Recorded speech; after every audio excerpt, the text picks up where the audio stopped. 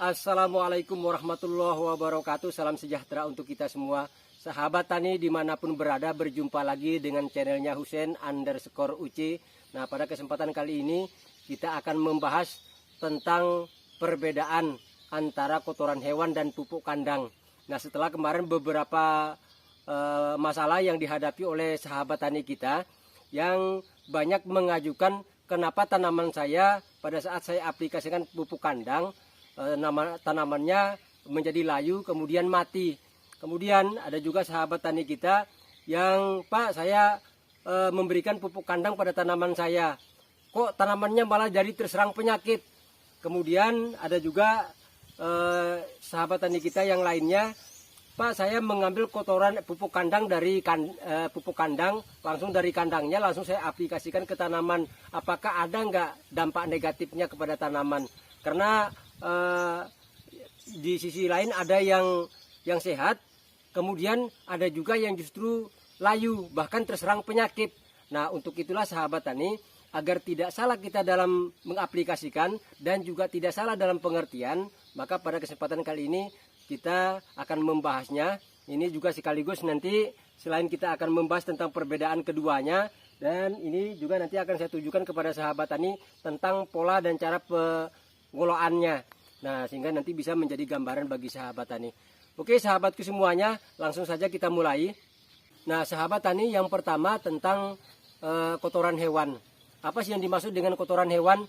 Kotoran hewan adalah merupakan limbah dari hasil peternakan hewan yang belum melalui proses pengomposan dan belum terdapat kandungan unsur hara yang dibutuhkan oleh tanaman kita. Nah, jadi kandungan unsur haranya belum ada, kemudian kita buat pemupukan, kita buat sebagai pupuk, ya pupuknya menjadi zong, ya. Jadi percuma sahabat tani, inilah namanya kotoran hewan. Maka kotoran hewan ini yang langsung kita ambil dari kandang tidak boleh kita aplikasikan langsung kepada tanaman kita. Nah, kenapa?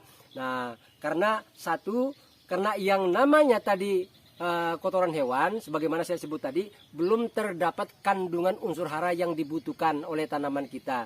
Kemudian yang kedua, masih banyak terdapat patogen atau bakteri jahat, termasuk juga virus, jamur, dan bakteri.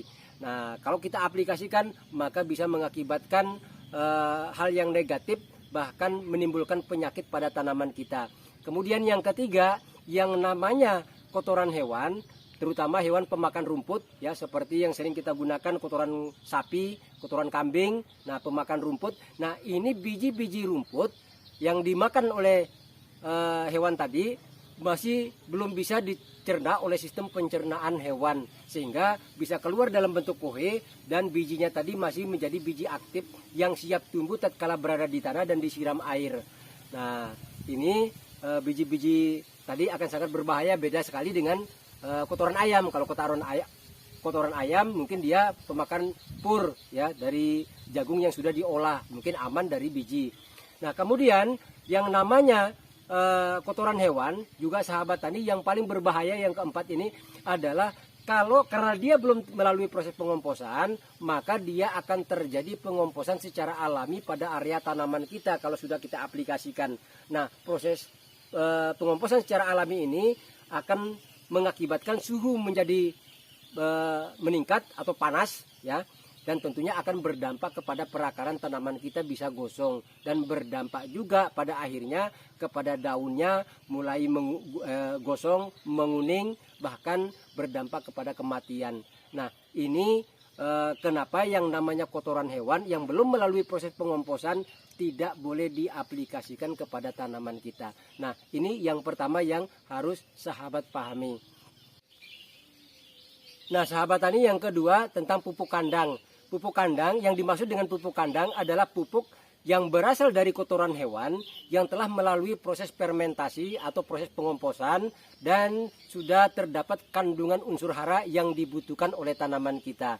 Nah, jadi yang namanya pupuk kandang itu dari kotoran hewan tadi sama dari poin pertama, cuma ini melalui proses pengomposan. Nah, pengomposannya bisa secara alami dengan cara kotoran hewan ditumpuk-tumpuk saja, dibiarkan berbulan-bulan, bahkan 1 tahun, bahkan lebih dari 2 tahun, baru setelah matang dingin baru bisa digunakan. Atau juga bisa yang paling cepat dengan cara fermentasi yang kita berikan biang aktivator seperti EM4, kemudian mikroorganisme lokal atau MOL, bisa juga kita dengan menggunakan trichoderma. Nah, ini yang namanya pupuk kandang. Jadi sudah yang namanya pupuk sudah mengandung unsur hara. Nah, yang namanya pupuk kandang sahabat tani, perbedaannya dengan kotoran hewan, yang pertama tadi sebagaimana saya katakan sudah terdapat kandungan unsur hara, baik unsur hara makro primer, makro sekunder, dan unsur hara mikronya.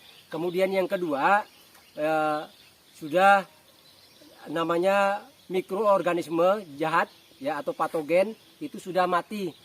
Nah, kemudian proses fermentasi ini suhu yang mencapai kurang lebih 50 derajat Celcius, maka patogen tadi akan mati sahabat tani, sehingga pada saat kita aplikasikan ke tanaman sudah aman karena patogennya juga sudah mati karena proses fermentasi. Kemudian yang ketiga, biji-biji rumput ya yang ada pada kotoran hewan tadi juga sudah mati. Jadi beda dengan kotoran hewan yang baru kita ambil. Jadi itulah pentingnya proses fermentasi. Kemudian pupuk kandang itu banyak terdapat atau didominasi oleh mikroorganisme yang baik yang sangat dibutuhkan oleh tanaman kita. Karena mikroorganisme yang baik ini sangat dibutuhkan berada di pohon tanaman kita, karena di tanah berlakunya namanya hukum alam. Mana yang lebih mendominasi, itulah yang menguasai. Nah, kalau mikroorganisme yang baiknya banyak di situ, maka patogennya akan menyingkir. Demikian juga sebaliknya, ya. Kalau patogennya yang banyak, maka mikroorganisme yang baiknya akan menyingkir. Nah, demikian juga pentingnya pupuk organik harus mengandung mikroorganisme yang dibutuhkan oleh tanaman kita.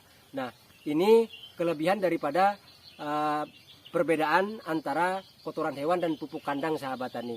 Nah, adapun untuk memprosesnya, pupuk kandang ini, kalau menurut saya, kalau kita hanya kotoran hewan tadi hanya kita tumpukan saja, kita biarkan berbulan-bulan, bahkan 1 tahun, bahkan 2 tahun, nah menurut saya sebenarnya belum aman 100%. Nah, perlu kita lakukan proses pengomposan, ya. Pengomposannya dengan rutin kita lakukan pengadukan. Maka ini ayo langsung saja kita akan tunjukkan tentang pola dan cara untuk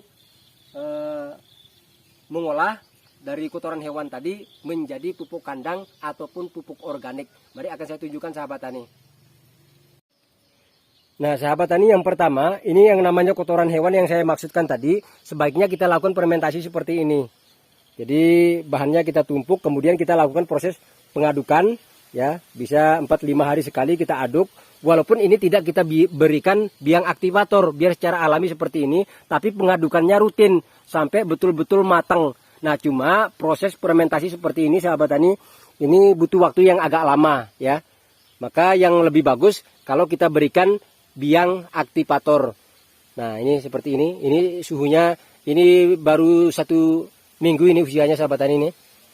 Nah, ini suhunya masih sangat panas. Dan ini baru kita lakukan pengadukan pertama dan tidak kita berikan biang aktivator. Ya, kita lakukan ini pupuk kandang ini secara alami saja kita fermentasi. Cuma nanti hanya kita aduk saja secara terus-menerus. Nah, inilah yang saya maksudkan tadi. Kalau kita hanya menumpuk-numpuknya saja, tidak kita aduk, maka proses fermentasi itu bisa tidak berjalan secara merata. Nah, kemudian yang paling bagus lagi sahabat tani, kotoran hewan itu sebaiknya kita lakukan agar lebih cepat matang. Kita bisa kombinasikan dengan bahan-bahan yang lain. Nah, ini yang seperti yang saya punya ini ada 1 ton lebih. Nah, ini sahabat tani, ini bahannya. Jadi ini kotoran hewannya kita campur dengan jerami jagung, kemudian kacang-kacangan, ya, jerami kacang tanah, kemudian humus daun bambu. Nah, ini bisa merupakan solusi yang bisa kita gunakan. Kemudian seperti ini. Nah, ini kotoran hewan yang saya campur dengan ini, dengan sekam mentah atau merang. Nah, sahabat tani bisa dilihat ini. Nih. Ya, jadi cara seperti ini akan lebih bagus, lebih cepat matang dan lebih aman. Ya, dibandingkan kita kotoran hewan hanya kita tumpuk-tumpuk saja. Nah, ini satunya lagi, ini sahabat tani ini kotoran hewan yang saya campurkan dengan ini gabung, ini ada kotoran sapi, ada juga kotoran kambing dan serbuk gergaji. Nah, sahabat tani bisa dilihat ini sudah sangat dingin ya. Namun ini butuh waktu karena ini baru 1 bulan 1 minggu. Nah, butuh waktu lagi. Kita biarkan nanti setelah rata-rata 2 bulan semuanya baru kita paling aman untuk kita gunakan. Nah, jadi seperti ini sahabat tani. Jadi sebaiknya kita punya kotoran hewan, sebaiknya kita campurkan. Jadi bisa dicampurkan dengan arang sekam, bisa digunakan sekam mentah, kemudian bisa juga digunakan serbuk gergaji, kemudian bisa kita campurkan dengan jerami-jeramian, jerami padi ya seperti ini, ya tumpukan ini. Kemudian jerami jagung, humus daun bambu, daun-daun kering, atau juga kita bisa memanfaatkan batang daun pelepah dan gedebong pisang ini. Kita olah untuk kita campurkan. Ya, pola seperti ini itu akan lebih cepat matang sahabat tani daripada tadi pupuk kandang yang kita lakukan seperti ini hanya ditumpuk-tumpuk saja. Nah, pola seperti ini juga bisa lebih bagus pupuk kandangnya dengan cara kita aduk rutin 4 hari sekali walaupun tidak kita biarkan biang aktivator. Namun kalau ditumpuk-tumpuk saja dibiarkan di kandang itu tentu menurut saya walaupun sudah usianya lama bertahun-tahun masih tidak aman sahabat tani. Karena proses pengomposan tidak berjalan secara merata dan berdampak juga kepada patogennya, kemudian juga berdampak juga kepada yang lainnya. Nah, seperti yang satunya lagi ini kita campurkan jerami padi plus kotoran sapi. Nah inilah yang saya maksud sahabat tani. Kalau kita punya kotoran hewan ya bisa kita olah atau bisa sahabat tani gunakan seperti ini. Nah, ini bisa menggunakan serbuk gergaji. Nah, ini serbuk gergaji serut. Nah, ini paling bagus ya. Bisa langsung kita gunakan untuk campuran bahan fermentasi. Ya, bisa kita dapatkan di tukang-tukang bangunan, tukang mebel ya, karena ini menggunakan mesin serut. Nah, beda kalau menggunakan mesin sinso atau mesin somel, itu biasa masih mengandung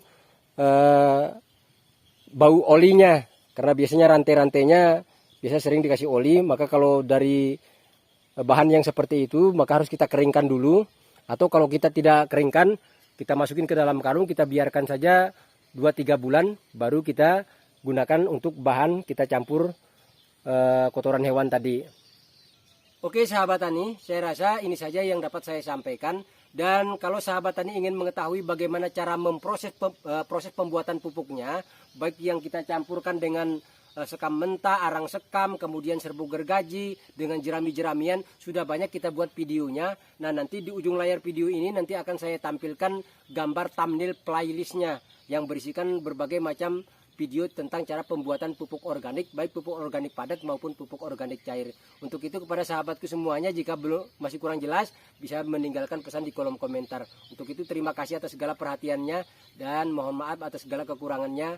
Wassalamualaikum warahmatullahi wabarakatuh. Salam sejahtera dan sukses selalu untuk kita semua.